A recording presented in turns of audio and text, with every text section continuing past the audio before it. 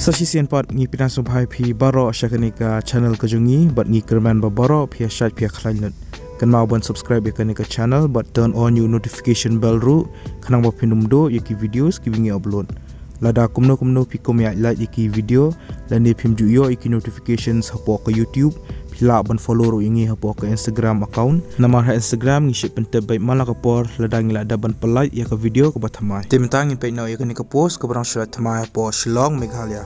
ya kanika post la palai da ka Meghalaya Agricultural Department mentau banai arajar apo ar ka kertang jong kanika post ka technical assistant kelas date la ni ka tarik ba khado ba phila ban samaj ki applications kari hau khat santreng panai September arajar apo ar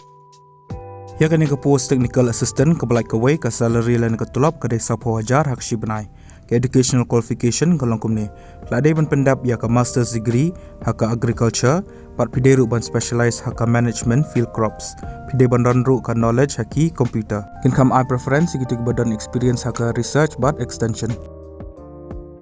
ki candidates ki balong eligible bagi buku ban apply ke ni ka post pihak ban pendap ya ka standard application form bat pihak ban submit Shaka Office of the Director of Agriculture, Lower Cliff Colony, Meghalaya, Shillong 793003. Ka kamera ka ba Arspark Hardway bat pihak ban submit lang ki testimonials ki ba pila self attesti ka passport photo, contact number ba kiwi. Ka exam na ni ka written test kan salong ha ka Khuborlaitkam banai September arajar apuar ha ka IATC building Hinreumer apo Shillong na dok Hardway bejim step. Ka link jangan ni ka standard form application ngala ai hapo description jangan ni ka video te phila ban download bat phila ban print haden sa pendap ya ka official advertisement la ni ka official notification ka bala palai hi dengan ni ka agricultural department ru ngala ai hapo description jangan ni ka video te phila ban download bat phila ban pulia ka